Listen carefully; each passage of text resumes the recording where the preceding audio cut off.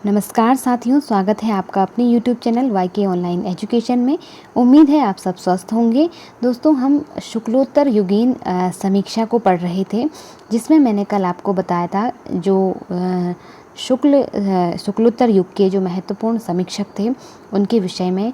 और मैंने आपको बताया था कि शुक्ल जी के बाद जितने प्रकार की विचारधाराएँ हुई हैं, चाहे वो स्वच्छंदतावादी हो, चाहे वो मार्क्सवादी कहें या प्रगतिवादी कहें या मनोविश्लेषणवादी कहें, तो अनेक प्रकार की जो थी समीक्षाएं शुक्ल जी के बाद हमें देखने को मिलती हैं।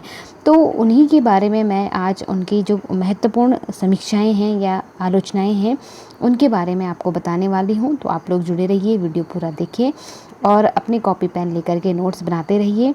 चलिए स्टार्ट करते हैं। उम्मीद है आपने कल वाला वीडियो ज़रूर देखा होगा। यदि नहीं देखा तो जाकर ज़रूर देख लीजिए, आपको उसमें काफ़ी कुछ चीज़ें मिल जाएंगी। चलिए शुरू करते हैं आज का ये सेशन। इलाचंद जोशी। अब आप को मैंने कल बताया था कि इलाचंद जोशी जो थे हिंदी में मनोविश्लेषणवादी जो आलोचना है उसके शुरुआत करता जो थे वो इलाचंद जोशी ही माने जाते हैं, ठीक है। और इनकी जो साहित्यिक कह सकते हैं आलोचना है वो है साहित्य सर्जना। 1940 में इसका प्रकाशन हुआ था। ये इम्पोर्टेंट है, जो मैंने हाईलाइट किए हुए हैं उनको आप विशेष रूप से ध्यान रखेंगे, ठीक है। विवेचना 1948, विश्लेषण 1954, देखा परखा 1957। तो साहित्य सर्जना इनका महत्वपूर्ण है। और ये क्या थे? मनोविश्लेषणवादी आलोचक थे, ठीक। दूसरे हैं जैनेंद्र कुमार। कहानी, अनुभव और शिल्प, 1967 में इसका प्रकाशन हुआ था। ये इनकी आलोचनात्मक पुस्तक है। प्रेमचंद, एक कृति व्यक्तित्व, तो ये इन्होंने प्रेमचंद के ऊपर समीक्षा की थी, ठीक। राम कुमार वर्मा की एक जो महत्वपूर्ण समीक्षा है यहाँ पे, कबीर का रहस्यवाद, बहुत महत्वपूर्ण है, इसको आप ध्यान रखेंगे। और दूसरा जो है साहित्य समालोचना, ये दोनों ही इम्पोर्टेंट है, इनको तो आप ध्यान रखेंगे, ठीक। अगला है डॉक्टर विद्यानिवास मिश्र। अज्ञेय वन का छंद, आचार्य देवेंद्र नाथ शर्मा, समष्टिमय व्यक्तित्व, साहित्य के सरोकार। तो इसको आप ध्यान रखेंगे। साहित्य के सरोकार जो है विद्यानिवास मिश्र का आलोचनात्मक ग्रंथ कहें या आलोचनात्मक पुस्तक है, ठीक है। रीति विज्ञान, साहित्य का प्रयोजन, तो ये आपको ध्यान रखना है। अगला है शांतिप्रिय द्विवेदी, हमारे साहित्य निर्माता। 1934 में इसका प्रकाशन हुआ था। कवि और काव्य, साहित्यिक संचालनी, युग और साहित्य 1941 में, इसको भी आप ध्यान रखेंगे, ठीक है। युग और साहित्य भी इम्पोर्टेंट है। और समाई की तो उतना खास इम्पोर्टेंट नहीं लग रहा है, ठीक है। तो देखिए आचार्य नंद दुलारे वाजपेयी, इनकी रचनाएं जो है, इनकी आलोचनात्मक पुस्तकें बहुत महत्वपूर्ण हैं, इनको आप ध्यान रखेंगे। हिंदी साहित्य 20वीं शताब्दी, 1942 में इसका प्रकाशन हुआ था, ठीक है। महत्वपूर्ण है, ध्यान रखेंगे। जयशंकर प्रसाद, 1940 पे इन्होंने जयशंकर प्रसाद के ऊपर आलोचनात्मक पुस्तक लिखी थी। आधुनिक साहित्य 1950, नया साहित्य नए प्रश्न 1955 में इसका प्रकाशन हुआ था, ठीक। इसके बाद महाकवि सूरदास, इन्होंने 1952 में लिखा था। प्रेमचंद लिखा था। महाकवि निराला 1965 में लिखा था। प्रकीर्णिका 1965 में। कवि सुमित्रा नंदन पंत, तो ये भी इनकी महत्वपूर्ण आलोचनात्मक पुस्तक है, ठीक है। रस सिद्धांत विशेष रूप से ध्यान रखेंगे, 1977 में लिखा था। साहित्य का आधुनिक युग 1978 में। आधुनिक साहित्य सृजन और समीक्षा 1978। रीति और शैली 1979 में इन्होंने अपनी जो आलोचनाएं थी वो लिखी थी, ठीक है। तो वो अगला देखते हैं। इसके बाद इन्होंने लिखा था आचार्य हजारी प्रसाद द्विवेदी जी को, मतलब आचार्य हजारी प्रसाद द्विवेदी जी की जो आलोचनात्मक पुस्तकें हैं वो कुछ इस प्रकार से हैं। सूर साहित्य, हिंदी साहित्य की भूमिका 1940, कबीर 1942, हिंदी साहित्य का आदिकाल 1952, सहज साधना 1963, कालिदास की लालित्य योजना 1965, मध्यकालीन बोध का स्वरूप। तो ये इनकी महत्वपूर्ण जो है आलोचनाएं हैं, ठीक है। तो हजारी प्रसाद द्विवेदी की मैंने सारी हाईलाइट किए हुए हैं, तो आप आपको सारी की सारी उनके सन सहित याद रखनी है, ठीक है। जो प्रकाशन हुआ था ना, वो उसकी डेट जो है, प्रकाशन जो ईयर है उसको आपको ध्यान रखना है, ठीक है। प्रकाश चंद्र गुप्त की जो आलोचनाएं हैं उनमें है नया हिंदी साहित्य, आधुनिक हिंदी साहित्य, एक दृष्टि, हिंदी साहित्य की जनवादी परंपरा। तो इसको आप ध्यान रखेंगे, ये इम्पोर्टेंट है, ठीक है। इसके बाद रामधारी सिंह दिनकर जी ने भी कुछ आलोचनाएं लिखी थी। पंत प्रसाद और मैथिली शरण गुप्त, शुद्ध कविता की खोज। तो ये दो इनकी क्या है, इम्पोर्टेंट है, ठीक है। प्रसाद पंत और मैथिली शरण गुप्त, इसको तो आप विशेष रूप से ध्यान रखेंगे। डॉक्टर माता प्रसाद गुप्त ने लिखा था तुलसीदास नाम से एक आलोचना इन्होंने की थी। इसके पश्चात देखिए इंद्रनाथ मदान, हिंदी कहानी अपनी जबानी, कविता और कविता, प्रेमचंद एक विवेचन, समकालीन आलोचना। तो इनका कुछ खास अपना लग नहीं रहा, फिर भी आप ध्यान रखना चाहो तो हिंदी कहानी अपनी जवानी, इसको याद रखेंगे, ठीक है। अज्ञेय का त्रिशंकु काफ़ी महत्वपूर्ण है 1945 में। आत्मनेपद ये भी महत्वपूर्ण है 1960। भवंती, अंतरा, आलवाल ये भी इम्पोर्टेंट है, ठीक है। अद्यतन, युग संधियों पर, धार और किनारे, आधुनिक हिंदी साहित्य। तो देखिए ये आपसे हो सकता है इस तरह से पूछ ले कि निम्नलिखित में से अज्ञेय जी की जो आलोचनाएं हैं उनको उनके प्रकाशन काल से सुमेलित कीजिए या उनके प्रकाशन काल के अनुसार क्रम से लगाइए। तो आपको 4 ऑप्शन में इस तरह से दे दिया जाएगा और उनके सन दिए जाएंगे, तो आपको ध्यान रखना है, ठीक है। तो इनको सन सहित आप याद रखेंगे। चलिए इसके बाद देखिए शमशेर बहादुर सिंह ने भी एक महत्वपूर्ण, वैसे तो इनकी अन्य आलोचनाएं भी हैं लेकिन 2 आब जो है वो महत्वपूर्ण है, ठीक। अब इसके बाद एक बहुत ही फेमस और बहुत ही चर्चित जो थे आलोचक शुक्लोत्तर युग में हुए हैं, जिनका नाम है रामविलास शर्मा। तो इनकी आलोचनाओं को मैं तो ये कहूँगी कि आप सारी की सारी ध्यान रखेंगे, लेकिन विशेष रूप से अगर पूरा ध्यान नहीं भी रखा जाता है तो उनको आप ज़रूर ध्यान रखें, जो मैंने यहाँ पे हाईलाइट करके रखी हुई हैं। तो प्रेमचंद 1941 में इन्होंने लिखा था। भारतेंदु युग 1943, निराला 1946, प्रगति और परंपरा ये महत्वपूर्ण है, इसको हाईलाइट करना में रह गया लेकिन आपको ध्यान रखना है, ठीक है। प्रगति और परंपरा 1949, साहित्य और संस्कृति, प्रेमचंद और उनका युग, भारतेंदु हरिश्चंद्र, भाषा साहित्य और संस्कृति, प्रगतिशील साहित्य की समस्याएं महत्वपूर्ण है 1954 में, आचार्य रामचंद्र शुक्ल और हिंदी आलोचना 1955 में।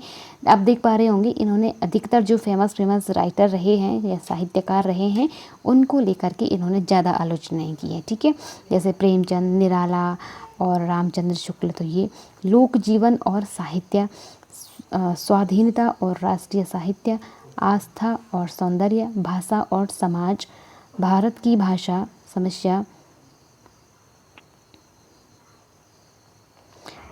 साहित्य, स्थायी मूल्य और मूल्यांकन, निराला की साहित्य साधना, ये बहुत फेमस है, ठीक है। इसको ध्यान रखेंगे। पहला भाग 1969 में इसका प्रकाशन हुआ था, दूसरा भाग 1972 में और तीसरा भाग 1976 में। तो आपसे कई बार ये भी प्रश्न बन जाता है कि निराला की साहित्य साधना कितने भागों में प्रकाशित है, तो 3 भाग इसके आपको ध्यान रखने हैं। भारतीय युग और हिंदी साहित्य की विकास परंपरा 1975, महावीर प्रसाद द्विवेदी और हिंदी नवजागरण, इसको भी ध्यान रखेंगे 1977 में, नई कविता और अस्तित्ववाद 1978, भारत के प्राचीन भाषा परिवार और हिंदी, इसको भी आप ध्यान रखेंगे। इसके 3 खंड प्रकाशित हुए थे 1979, 80 और 81 में, ठीक है।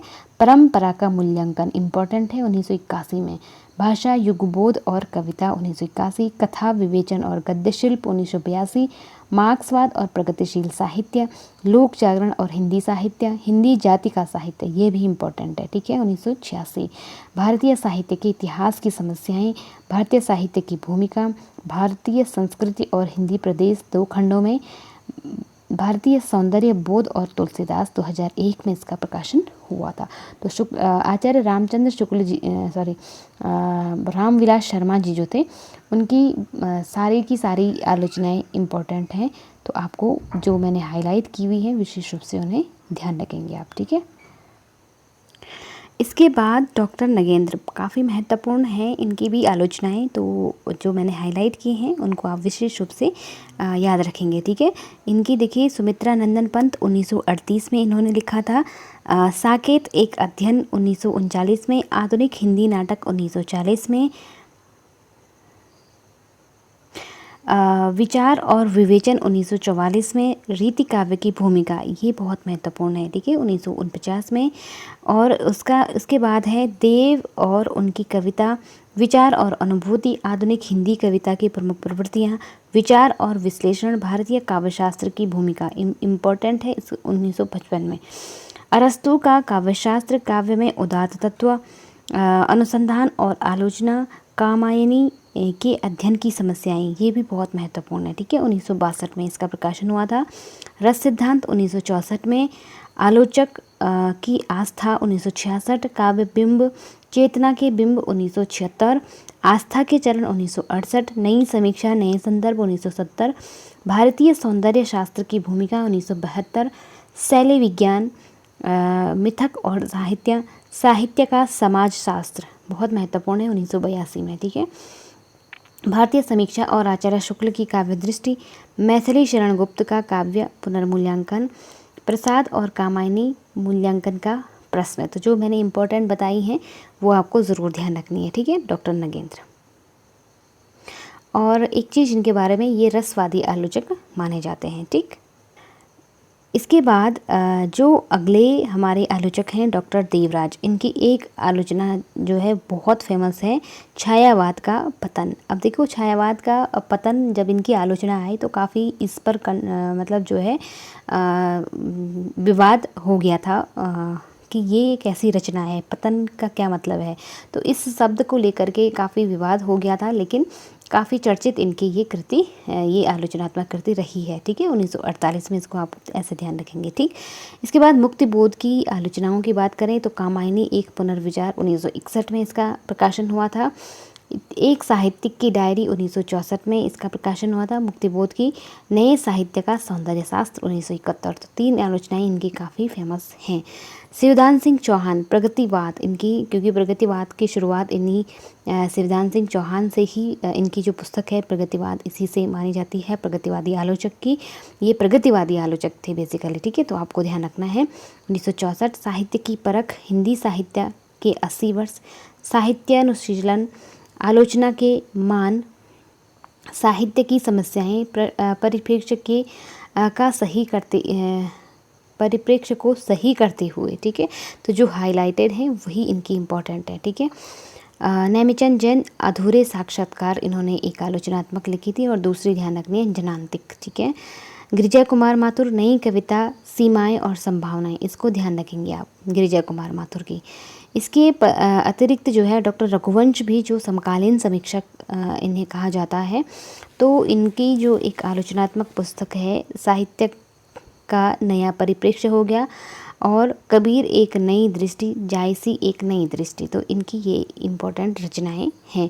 लक्ष्मीकांत वर्मा नई कविता के प्रतिमान 1957, नए प्रतिमान पुराने निकष, तो इसको इनकी जो है दोनों ही आलोचनाएं आपको ध्यान रखनी है, ठीक। अब इसके बाद देखिए अगले जो है हमारे आलोचक हैं विजय देव नारायण शाही, लघु मानव के बहाने हिंदी कविता पर एक बहस, तो 1960-61 में इसका प्रकाशन हुआ था। अगली इनकी पुस्तक है जायसी और छठा दशक, ये 3 आपको ध्यान रखनी है, ये बहुत महत्वपूर्ण इनकी रचनाएं हैं, ठीक है। इसके बाद सीधे आगे बढ़ते हैं, जो इम्पोर्टेंट है धर्मवीर भारती, तो इनकी जो है सिद्ध साहित्य काफ़ी महत्वपूर्ण है, ये ऐतिहासिक पुस्तक भी मानी जाती है और एक आलोचनात्मक पुस्तक भी मानी जाती है, ठीक है, तो इसको आप ध्यान रखेंगे। 1953 में इसका प्रकाशन हुआ था। डॉक्टर नामवर सिंह इम्पोर्टेंट है, हिंदी के विकास में अपभ्रंश का योगदान, ये बहुत महत्वपूर्ण इनकी आलोचनात्मक पुस्तक है। 1952 में छायावाद लिखा था नामवर सिंह ने। 1955 में इतिहास और आलोचना, 1957 आधुनिक साहित्य की प्रवृत्तियाँ, 1962 नई कहानी 1965 कविता के नए प्रतिमान, 1968 दूसरी परंपरा की खोज, 1982 वाद विवाद संवाद, 1990 आलोचक के मुख से, 2005। तो ये सारी इनकी इम्पोर्टेंट है, इनको आप क्रम 100 ऐसे यही याद रखेंगे सन वाइज, ठीक है। चलिए इनका जो प्रकाशन वर्ष है उसके अनुसार आपको इनको ध्यान रखेंगे। इसके अतिरिक्त जो है एक और हमारे समालोचक हैं राम स्वरूप चतुर्वेदी। हिंदी नवलेखन लिखा था इन्होंने 1960 में, भाषा और संवेदना 1964 में, अज्ञेय और आधुनिक रचना की समस्या, हिंदी साहित्य की अधुनातन प्रवृत्तियाँ, कामायनी का पुनर्मूल्यांकन 1970। ये इम्पोर्टेंट है इनके, ठीक है।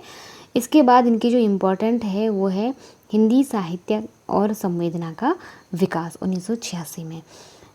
प्रसाद निराला और अज्ञेय पर भी इन्होंने एक आलोचनात्मक पुस्तक लिखी थी।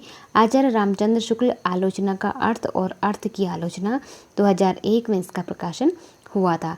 भक्ति काव्य यात्रा 2002 में। तो ये इनकी इम्पोर्टेंट यात्रा माफ़ कीजिएगा समालोचनाएं हैं, ठीक है।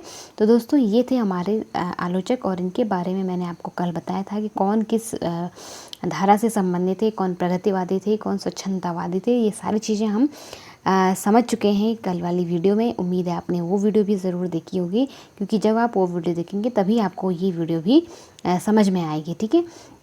तो सारे वीडियोस ज़रूर देखिए, कुछ ना कुछ सीखने को ज़रूर मिलता है और मैं गारंटी दे रही हूँ इनमें से ही आपसे प्रश्न पूछे जाएंगे। आलोचना से अगर कहीं से प्रश्न बनेगा तो, क्योंकि आलोचक तो और भी बहुत सारे हैं, मैं चाहती तो सारे के सारे आपको वीडियोस के माध्यम से दे सकती थी, तो लेकिन फालतू की चीज़ें, फालतू तो खैर मैं माफ़ी चाहूँगी, नहीं कहूँगी उन्हें, क्योंकि हमारा हिंदी साहित्य का